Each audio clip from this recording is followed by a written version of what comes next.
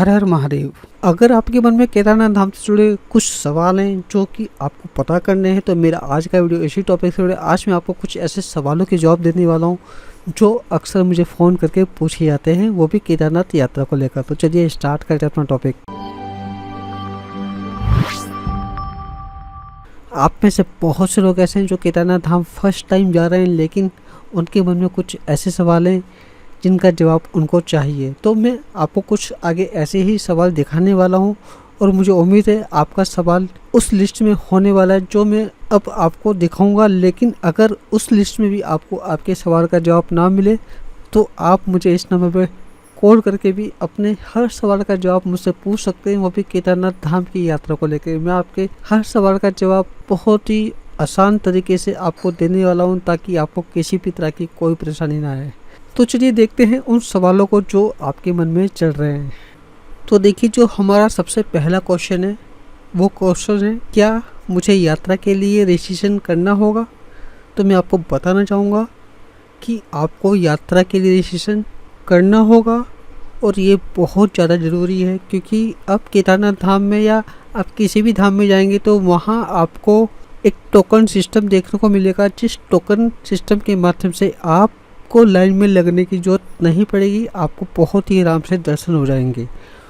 और रजिस्ट्रेशन करने वालों को इस पर ही नई सुविधा दी गई है, जिसका इस्तेमाल करके वो अपनी यात्रा का सर्टिफिकेट भी डाउनलोड कर सकते हैं। ये सर्टिफिकेट उन सभी लोगों को मिलने वाला है जिन्होंने यात्रा का रजिस्ट्रेशन किया होगा, और वो उस रजिस्ट्रेशन को हर धाम में जाके वेरीफाई कराएंगे। अगर मान लिया आपने रजिस्ट्रेशन नहीं किया और आप सोचो कि आपको सर्टिफिकेट मिल जाए, तो वो आपको नहीं मिलने वाला। तो यात्रा रजिस्ट्रेशन आप सभी लोगों के लिए बहुत ज़्यादा ज़रूरी है। हमारा क्वेश्चन नंबर 2 है, केदारनाथ जाने का सही समय कौन सा है जिसमें हमें भीड़ कम मिले और दर्शन भी अच्छे से हो जाए? तो ऐसे क्वेश्चन मेरे पास बहुत सारे आते हैं, बहुत सारे लोग फ़ोन करते हैं कि सर बताइए कौन सा मंथ सबसे बेस्ट है। तो देखिए, अगर मैं बात करूँ पिछले 2 साल की, तो सितंबर अक्टूबर बेस्ट मंथ हुआ करता था, लेकिन अब पूरी कहानी बदल गई है। अब सितंबर और अक्टूबर भी बहुत ज़्यादा भीड़ होने लगी है। तो अब जो सबसे बढ़िया मंथ है वो है आपका जुलाई और अगस्त। हालांकि इस टाइम बारिश का सीज़न रहता है, लेकिन भीड़ कम होने की वजह से आपको दर्शन करने में किसी तरह की कोई परेशानी नहीं आएगी, और ना ही आपको रूम को लेकर कोई दिक्कत आने वाली है, क्योंकि हर जगह आपको बहुत ही आराम से रूम मिल जाएंगे और वो भी बहुत ही कम प्राइस में। तो जुलाई और अगस्त सबसे बढ़िया मंथ है यात्रा करने का 2023 से। यानी इस साल पूरी कहानी बदल गई है, ये कहानी पिछले साल ही बदल गई थी। तो अगर आप 2024 में अपनी यात्रा पर आएँ तो आप इस मंथ का ज़रूर ख्याल रखें। जुलाई और अगस्त इस मंथ में आप यात्रा पर आ सकते हैं। बारिश होती है, लेकिन उसी हिसाब से आप अपना इंतज़ाम करके आइए। इसके बाद हमारा क्वेश्चन नंबर है, क्या केदारनाथ में मुझे स्नोफॉल देखने को मिलेगी? काफ़ी लोग मुझसे पूछते हैं कि सर क्या हमको वहाँ स्नोफॉल देखने को मिलेगी? ये वो लोग होते हैं जिन्हें सिर्फ केदारनाथ धाम मौज मस्ती करने के लिए जाना होता है, वीडियो बनाना होता है और देन अपलोड करना होता है। तो मैं आपको बताना चाहूँगा, जब भोलेनाथ की मर्जी होगी स्नोफॉल तब होती है। अगर मैं बात करूँ 2023 की, तो जब कपाट खुले थे किसी को उम्मीद नहीं थी कि वहाँ इतनी ज़्यादा स्नोफॉल हो जाएगी, लेकिन स्टार्टिंग में ही इतनी ज़्यादा स्नोफॉल हो गई जिसकी वजह से वहाँ काफ़ी प्रॉब्लम आई है यात्रा को लेकर। हालांकि जो स्नोफॉल का टाइम होता है वो अक्टूबर और नवंबर होता है, तो जब कपाट बंद होते हैं तो उससे पहले वहाँ स्नोफॉल हो जाता है। लेकिन मैं तो आपको यही सजेशन करूँगा, अगर आप स्नोफॉल के दीवाने हैं तो आप किसी और जगह जाइए, आप केदारनाथ धाम ना जाइए। वो तो भोलेनाथ की जगह है जहाँ आपको केवल भोलेनाथ के दर्शन ही करने चाहिए। अब हमारा अगला क्वेश्चन है, मैं देश के इस राज्य से बोल रहा हूँ, मुझे यात्रा शुरू करने के लिए कहाँ आना पड़ेगा? तो मैं आप सभी को बताना चाहूँगा, आप देश के किसी भी कोने में रहते हो, दुनिया के किसी भी कोने में रहते हो, आपको सबसे पहले हरिद्वार आना होगा। और हरिद्वार आने के बाद ही आप अपनी यात्रा शुरू कर सकते हैं। हरिद्वार के बाद ऋषिकेश आता है, आप चाहें तो ऋषिकेश भी जाके अपनी यात्रा शुरू कर सकते हैं। अगर आप बाय ट्रेन आएंगे तो सबसे पहले आपको हरिद्वार आना है, बाय प्लेन आएंगे तो फिर आप देहरादून आएंगे, देहरादून से फिर आप ऋषिकेश जाके अपनी यात्रा की शुरुआत कर सकते हैं। हमारा अगला क्वेश्चन है, क्या मुझे बस की बुकिंग पहले से करनी पड़ेगी? यस, आपको बस की बुकिंग पहले से करनी पड़ेगी, क्योंकि जब आप यहाँ आएंगे तो आपको यहाँ कोई भी बस नहीं मिलने वाली, क्योंकि जितनी भी बसें हैं वो ऑनलाइन बुकिंग हो जाती है। बुकिंग मैं भी करता हूँ, मेरे माध्यम से यह बस बुक कर सकते हैं। ऑनलाइन टिकट भले ही थोड़ा महंगा होता है, लेकिन आपको कंफर्म सीट मिल जाती है, और ऑनलाइन जो प्राइस होता है उससे कम प्राइस में मैं लोगों को टिकट बुक करके देता हूँ सेम बस के अंदर। तो बुकिंग तो आपको देखिए पहले से ही करनी होगी, क्योंकि अब पहले वाली बात नहीं है जब आपको भीड़ कम मिलती थी, अब तो बहुत ज़्यादा भीड़ होती है और अधिकतर लोग बस के माध्यम से ही अपनी यात्रा करना पसंद करते हैं। इसके बाद हमारा क्वेश्चन है, हरिद्वार से बस कितने बजे निकलती है, कितने बजे अपने स्थान पे पहुँचते? तो देखिए, अगर आपको केदारनाथ धाम जाना है तो हरिद्वार से जो पहली बस है उस पर मॉर्निंग में 5 बजे निकलती है, और जो लास्ट बस होती है वो आपकी 9 बजे की होती है। और जो हरिद्वार से सुबह 5 बजे बस निकलेगी वो आपकी लगभग 3 बजे के आसपास आपको सीतापुर या सोनप्रयाग पहुँचा देगी। जब भीड़ ज़्यादा होती है तो सभी बसों को सीतापुर रोक दिया जाता है, फिर सीतापुर से सोनप्रयाग पैदल जाना होता है, और फिर सोनप्रयाग से गौरीकुंड जाने के लिए वहाँ से आपको प्राइवेट टैक्सी मिल जाएगी, जिसका किराया 50 रुपये होता है। ये सब बातें मैंने ऑलरेडी अपने काफ़ी सारी वीडियो में बता रखी, आप चाहे तो मेरे केदारनाथ यात्रा से जुड़े वीडियो देख सकते हैं। इसके बाद बारी आती है हमारे अगले क्वेश्चन की, मुझे हेलीकॉप्टर से जाना है तो क्या मुझे फाटा शीर्षी के लिए बस मिलेगी? यस, जो आपकी हरिद्वार से सोनप्रयाग की बस चलती है उसी बस में बैठ के आप फाटा और शीर्षी जा सकते हैं, क्योंकि जब आप हरिद्वार से जाएंगे सबसे पहले गुप्तकाशी पड़ेगा, फिर फाटा आएगा, फिर शीर्षी आएगा, और उसके बाद में सीतापुर और फिर सोनप्रयाग आता है। तो आपको उसी बस में जाना है और उसी बस में आपको फाटा या शीर्षी उतर जाना है। अब बारी है हमारे अगले क्वेश्चन की, क्या मैं हरिद्वार आगे कार या बस की बुकिंग कर सकता हूँ? देखिए, कार तो शेयरिंग कार होती है जिसमें आपको लोग महंगा ही किराया मिलता है। जैसे बोलेरो होती है उसमें 10 बंदे अगर आप ठूस के जाएंगे तो आपकी यात्रा बहुत बेकार रहने वाली है। इससे बढ़िया तो आपका बस रहता है। हालांकि जो बस की बुकिंग है आप यहाँ आके आपको खुद ही ट्राई करना होगा, भीड़ कम होगी तो आपको बस की बुकिंग मिल जाएगी, वरना तो मैं तो आपको यही सजेशन करूँगा कि आप बस की बुकिंग ऑनलाइन करके आइए। अगर आपको यहाँ सीट मिलती है तो हो सकता है आपको ड्राइवर वाला जो केबिन वाला हिस्सा होता है वहाँ बिठा दिया जाए या फिर सबसे पीछे बिठा दिया जाए, तो जो 8-9 घंटे की यात्रा है उसमें आप बहुत ज़्यादा परेशान हो जाएंगे। तो करने को तो आप हरिद्वार आगे भी कर सकते हैं, लेकिन मैं तो आपको यही सजेशन करूँगा आप ऑनलाइन करके अपना बुकिंग आइए, ताकि आपको किसी तरह की कोई परेशानी ना आए। अब हमारा जो अगला क्वेश्चन है, क्या मैं ऋषिकेश आके कार या बस की बुकिंग कर सकता हूँ? यस, आप ऋषिकेश जाके भी कर सकते हो। सेम सिचुएशन जो मैंने आपको पिछले क्वेश्चन में बताई, सेम सिचुएशन यहाँ पे भी है। यहाँ पे भी शेयरिंग में फिर आपको मिलेगी, जिसमें आपको ठूस के जाना होगा। और रही बस की बात, तो बस में भी आपको सेम सिचुएशन देखने को मिलेगी। अगर केबिन में जगह होगी तो आपको केबिन में बैठा दिया जाएगा, वरना सबसे पीछे बैठा दिया जाएगा, क्योंकि जितनी भी बसों की बुकिंग होती है वो ऑनलाइन पहले ही फुल हो जाता है। इसके बाद हमारा क्वेश्चन है, क्या मैं हेलीकॉप्टर की टिकट वहीं जाके बुक कर सकता हूँ? यस, आप कर सकते हो, लेकिन अभी जो बुकिंग है केवल और केवल शीर्षी से हो रही है। आपको फाटा से नहीं मिलेगा, आपको गुप्तकाशी से नहीं मिलेगा। शीर्षी से हिमालयन कंपनी है, वहीं पे जाके आप बुक कर सकते हो। वो भी आपको तब टिकट देंगे जब उनका ऑनलाइन कोटा पूरा हो जाएगा। और जो उसका प्राइस है वो भी आई थिंक 8,500 रुपये, यानी तत्काल के रूप में वो आपसे प्राइस देते हैं। इससे जुड़ा वीडियो मैं पहले ही अपने चैनल पे दे चुका हूँ, आप चाहें तो उस लोकेशन को देख सकते हैं जिस लोकेशन पे जाके आपको वहाँ ऑफलाइन हेली टिकट मिलने वाला है। इसके बाद बारी आती है अगले क्वेश्चन की, क्या मैं एक साइड की हेलीकॉप्टर की बुकिंग कर सकता हूँ? ये देखिए, वन साइड जो बुकिंग होती है वो आपकी ऑनलाइन तो होती नहीं है, ऑफलाइन भी हो जाएगी। अगर वहाँ भीड़ कम होगी तो ऑफलाइन हो जाएगा, बट ऑनलाइन ये पॉसिबल नहीं है, क्योंकि काफ़ी लोग ऐसे हैं जो हेलीकॉप्टर से जाना चाहते हैं और वहाँ से फिर पैदल आना चाहते हैं। तो इस सिचुएशन में उनको हेलीपैड पे जाके ही वन साइड की टिकट की बात करनी पड़ेगी और वहीं से उनको बुक करना पड़ेगा। और कहाँ से करना है? शीर्षी से करना है, फाटा से आपको नहीं मिलने वाला है। अब हमारा जो अगला क्वेश्चन है वो है, हेलीकॉप्टर से केदारनाथ जाने के बाद हमें कितना टाइम दिया जाता है दर्शन के लिए? तो देखिए, अगर आप सेम डे जा रहे हैं तो आपको केवल 2 घंटे का टाइम मिलेगा। 2 घंटे में आपको दर्शन करके वापसी आना होता है। अगर आप वापसी नहीं आए तो फिर आपका टिकट कैंसिल कर देंगे, फिर आपको पैदल वहाँ से आना होगा और जो आपका पैसा होगा वो भी आपको नहीं मिलेगा। अब हम पढ़ते अपने अगले क्वेश्चन की ओर। हमारा क्वेश्चन है, क्या हेलीकॉप्टर से जाकर अगले दिन वापस आ सकते हैं? यस, आप एक नाइट होल्ड केदारनाथ धाम में कर सकते हैं। जब आप ऑनलाइन बुकिंग करते हैं तो वहाँ आपको 12 से 3 और 3 से 6 दो तरह के ऑप्शन दिखाई देते हैं।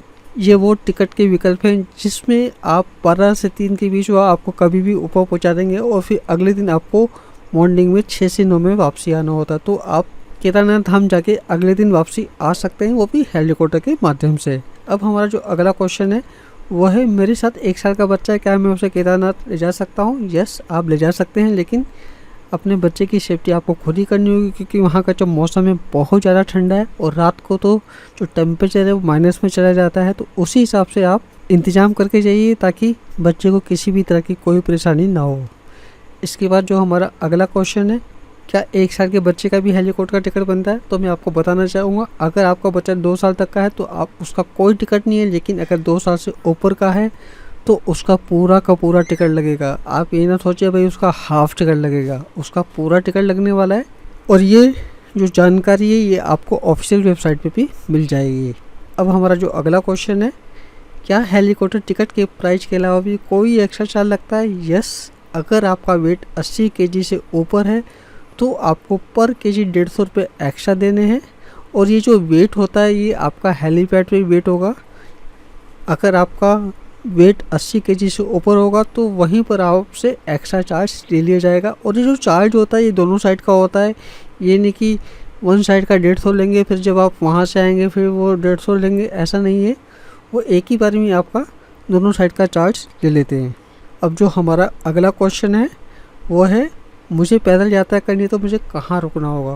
पैदल यात्रा करने के लिए आपके पास 2 विकल्प है, सोनप्रयाग और गौरीकुंड। वैसे तो देखिए जो पैदल यात्रा शुरू होती है गौरीकुंड से शुरू होती है, लेकिन अब भीड़ इतनी ज़्यादा हो गई कि गौरीकुंड में रुकने की आपको सुविधा नहीं मिल पाती है, जिसकी वजह से फिर आप अपना सोनप्रयाग स्टे कर सकते हैं। अभी जब लास्ट ईयर में गया था तो मुझे देखिए गौरीकुंड में जगह नहीं मिली थी, तो मैं सोनप्रयाग में ही रुका था और सोनप्रयाग से मैं रात को 2 बजे वहाँ से निकल गया था।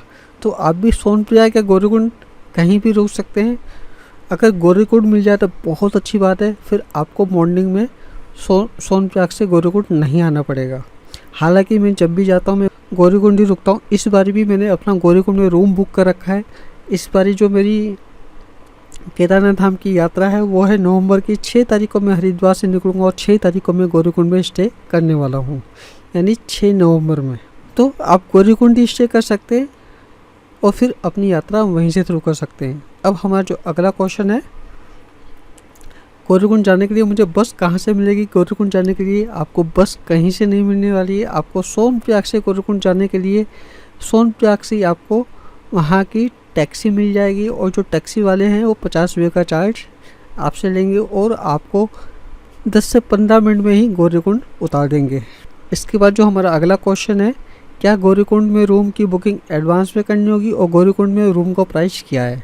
तो देखिए गौरीकुंड में रूम की बुकिंग किस तरह की जाती है इससे जुड़ा वीडियो मैं पहले ही अपने चैनल पे अपलोड कर चुका हूँ। आप चाहें तो ऑनलाइन कर सकते हैं। अगर आप सोचें भाई वहाँ जाके करेंगे, वहाँ जाके डोमेट्री तो आपको सस्ता मिल सकता है लेकिन रूम आपको वहाँ महंगा मिलेगा। तो मैं आपसे यही बोलूँगा कि आप ऑनलाइन करिए। जो वहाँ ऑनलाइन GMBN का प्राइस है लगभग 400 रुपये के आसपास, 1% का प्राइस है डोमेट्री का।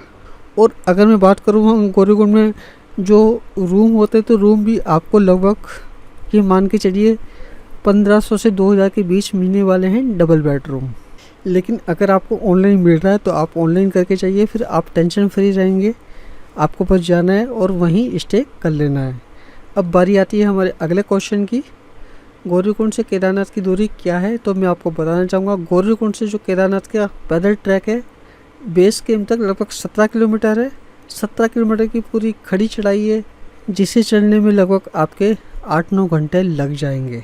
इसके बाद बारी आती है हमारे अगले क्वेश्चन की, गौरीकुंड से केदारनाथ पैदल जाने में कितना टाइम लग सकता है? आप बहुत आराम से जाएंगे तो आपको 10 घंटे भी ले सकते हैं, वरना देखिए 8-9 घंटे में आप बहुत आराम से ऊपर पहुंच जाएंगे, यानी केदारनाथ मंदिर पहुंच जाएंगे।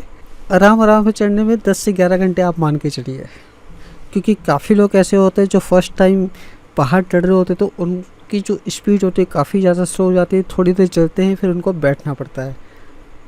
तो 10 घंटे तो आप अपनी यात्रा के दौरान मान के चलिए, क्योंकि बीच बीच में आप रुकते भी हैं, खाने पीने के लिए रुकते, तो 1 आध घंटा तो आपका वहीं बर्बाद हो जाता है। अब जो हमारा अगला क्वेश्चन है, केदारनाथ पहुंचने के बाद क्या हमें मंदिर के पास रूम मिल जाएगा?